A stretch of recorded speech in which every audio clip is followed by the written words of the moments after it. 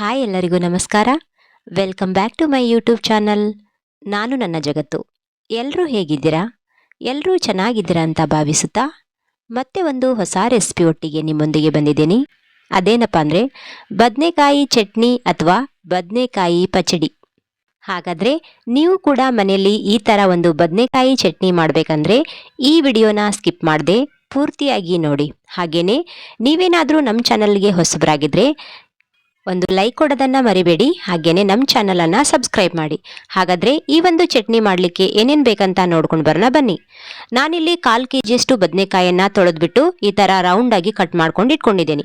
ಅದ್ರ ಜೊತೆ ನಾನಿಲ್ಲಿ ಕಟ್ ಮಾಡಿಟ್ಟಿದ್ದೀನಿ ಒಂದು ಸಣ್ಣ ಗಾತ್ರದ ಈರುಳ್ಳಿ, ಹಾಗೆಯೇ ಒಂದು 4ರಿಂದ 5 ಹಸಿಮೆಣಸಿನಕಾಯಿ, ಹಾಗೆಯೇ ಶುಂಠಿ ಮತ್ತು ಬೆಳ್ಳುಳ್ಳಿ, ಕೊತ್ತಂಬರಿ, ಕರಿಬೇವು, ಹಾಗೆಯೇ ಒಂದು ಟೊಮೆಟೊ. ಇವಾಗ ನಾನು ಒಲೆ ಮೇಲೆ ಒಂದು ಕಡಾಯಿನ ಕಾಯೋದಕ್ಕೆ ಇಟ್ಟಿದ್ದೆ.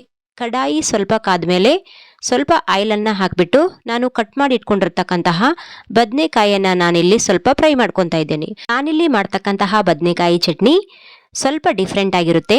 ಹಳ್ಳಿಗಳಲ್ಲೆಲ್ಲ ಬದನೆಕಾಯಿ ಚಟ್ನಿ ಅಂದರೆ ಒಂದು ಬದನೆಕಾಯಿಯನ್ನು ಸುಟ್ಬಿಟ್ಟು ಮೇಲಿನ ಸಿಪ್ಪೆ ತೆಗೆದ್ಬಿಟ್ಟು ಆ ಥರ ಚಟ್ನಿ ಮಾಡ್ತಾರೆ. ಬಟ್ ನಾನಿಲ್ಲಿ ಬದನೆಕಾಯನ್ನು ಸಿಪ್ಪೆ ತೆಗ್ದಿಲ್ಲ, ಫ್ರೈ ಮಾಡ್ಕೊತಾ ಇದ್ದೀನಿ. ಇದು ಚೆನ್ನಾಗಿ ಫ್ರೈ ಆದಮೇಲೆ ನಾನು ಕಟ್ ಮಾಡಿ ಇಟ್ಕೊಂಡಿರ್ತಕ್ಕಂತಹ ಹಸಿ ಮೆಣಸಿನಕಾಯಿನ ಹಾಕೋತಾ ಇದ್ದೀನಿ. ಹಾಗೆಯೇ ಒಂದು 10ರಿಂದ 12 ಎಸಳಷ್ಟು ಬೆಳ್ಳುಳ್ಳಿನೂ ಕೂಡ ಹಾಕೋತಾ ಇದ್ದೀನಿ. ಹಾಗೆಯೇ ನಾನಿಲ್ಲಿ 1 ಇಂಚಷ್ಟು ಶುಂಠಿನ ತಗೊಂಡಿದ್ದೆ, ಅದನ್ನು ಕೂಡ ಹಾಕೊಂಡ್ಬಿಟ್ಟು ಸ್ವಲ್ಪ ಹೊತ್ತು ಫ್ರೈ ಮಾಡ್ಕೊತಾ ಇದ್ದೀನಿ. ನೋಡಿ, ಮುಂಚೆಗೆ ಹೋಲಿಸಿದ್ರೆ ಇವಾಗ ಬದನೆಕಾಯಿ ಸ್ವಲ್ಪ ಕಲರ್ ಚೇಂಜ್ ಆಗಿದೆ. ಇನ್ನೂ ಒಂದು 5 ನಿಮಿಷ ನಾವು ಇದನ್ನ ಚೆನ್ನಾಗಿ ಫ್ರೈ ಮಾಡ್ಕೋಬೇಕು. ಇದೆಲ್ಲ ಚೆನ್ನಾಗಿ ಫ್ರೈ ಆದಮೇಲೆ ನಾನಿಲ್ಲಿ ಒಂದು ಟೊಮೆಟೊನ ಕಟ್ ಮಾಡಿಟ್ಕೊಂಡಿದ್ದೆ, ಅದನ್ನೂ ಸಹ ಹಾಕೊಂಡ್ಬಿಟ್ಟು ಫ್ರೈ ಮಾಡ್ಕೊತಾ ಇದ್ದೀನಿ. ಟೊಮೆಟೊ ಚೆನ್ನಾಗಿ ಫ್ರೈ ಆದಮೇಲೆ ನಾನು ತಗೊಂಡಿರ್ತಕ್ಕಂತಹ ಕೊತ್ತಂಬರಿ ಸೊಪ್ಪು ಹಾಗೆಯೇ ಸ್ವಲ್ಪ ಈರುಳ್ಳಿನೂ ಕೂಡ ಹಾಕೊಂಡ್ಬಿಟ್ಟು ಫ್ರೈ ಮಾಡ್ಕೊತಾ ಇದ್ದೀನಿ. ನೋಡಿ, ಇವಾಗ ಆಲ್ಮೋಸ್ಟ್ ಆಲ್ ಫ್ರೈ ಆಯಿತು. ನಾವು ಇವಾಗ ಸ್ಪೂನಿಂದ ಇದನ್ನ ಒಂದು ರೌಂಡು ತಿರುವಿ ಹಾಕೊಂಡು ಬರೋಣ. ಈ ಥರ ಒಂದು ಬದನೆಕಾಯಿ ಚಟ್ನಿನ ನಾವು ಈಸಿಯಾಗಿ ಮಾಡ್ಕೋಬೋದು. ಹಾಗೆಯೇ ನಾವಿದನ್ನ ಬಿಸಿ ಬಿಸಿ ಚಪಾತಿ ಆಗಿರ್ಬೋದು, ಜೋಳದ ರೊಟ್ಟಿ, ಅಕ್ಕಿ ರೊಟ್ಟಿ, ಹಾಗೆಯೇ ಬಿಸಿ ಬಿಸಿ ಅನ್ನದ ಜೊತೆಗೆ ನಂಚ್ಕೊಂಡು ತಿಂದರೆ ಅದ್ರ ಟೇಸ್ಟ್ ತುಂಬಾ ಚೆನ್ನಾಗಿರುತ್ತೆ. ಖಂಡಿತವಾಗಿ ನೀವು ಕೂಡ ಮನೆಯಲ್ಲಿ ಒನ್ ಟೈಮ್ ಟ್ರೈ ಮಾಡಿ ನೋಡಿ. ಫ್ರೈ ಮಾಡಿದ ಮೇಲೆ ಈ ಥರ ಕಲರ್ ಬರಬೇಕು. ಚೆನ್ನಾಗಿ ಫ್ರೈ ಆದಮೇಲೆ ಸ್ವಲ್ಪ ಹೊತ್ತು ಆರಲಿಕ್ಕೆ ಬಿಡಬೇಕು. ಆರಿದ ಮೇಲೆ ನಾನಿಲ್ಲಿ ಒಂದು ಮಿಕ್ಸಿ ಜಾರನ್ನು ತಗೊಂಡ್ಬಿಟ್ಟು ಎಲ್ಲ ಪದಾರ್ಥವನ್ನು ಈ ಮಿಕ್ಸಿ ಜಾರಿಗೆ ಸರ್ವ್ ಮಾಡ್ತಾ ಇದ್ದೇನೆ.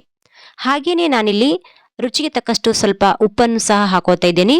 ಅದೇ ಥರ ನಾನಿಲ್ಲಿ ಸ್ವಲ್ಪ ಗುರಳ್ ಪೌಡರ್ ಅಥವಾ ಹುಚ್ಚಳ್ಳು ಅಂತ ಕರೀತಾರೆ, ಅದನ್ನೂ ಸಹ ಹಾಕೋತಾ ಇದ್ದೀನಿ. ಹಾಗೆಯೇ ನಾನಿಲ್ಲಿ ಸ್ವಲ್ಪ ಅರಿಶಿಣ ಪೌಡರನ್ನು ಹಾಕೋತಾ ಇದ್ದೀನಿ.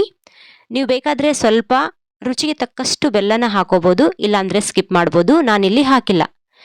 ಇವಾಗ ಮಿಕ್ಸಿ ಜಾರಿನ ಲಿಡ್ಡನ್ನು ಕ್ಲೋಸ್ ಮಾಡಿಬಿಟ್ಟು ನಾನಿದನ್ನ ತುಂಬ ನುಣ್ಣಗೆ ಬೇಡ, ಸ್ವಲ್ಪ ತರಿಯಾಗಿರಬೇಕು, ಆ ಥರ ರುಬ್ಕೊಂಡು ಬರಬೇಕು. ಅದಾದಮೇಲೆ ನಾನಿಲ್ಲಿ ಒಲೆ ಮೇಲೆ ಮತ್ತೆ ಒಂದು ಕಡಾಯನ್ನು ಇಟ್ಬಿಟ್ಟು ಸ್ವಲ್ಪ ಆಯಿಲನ್ನು ಕಾಯಕ್ಕೆ ಇಟ್ಟಿದ್ದೀನಿ. ಇವಾಗ ಒಗ್ಗರಣೆ ರೆಡಿ ಮಾಡ್ಕೋಬೇಕು.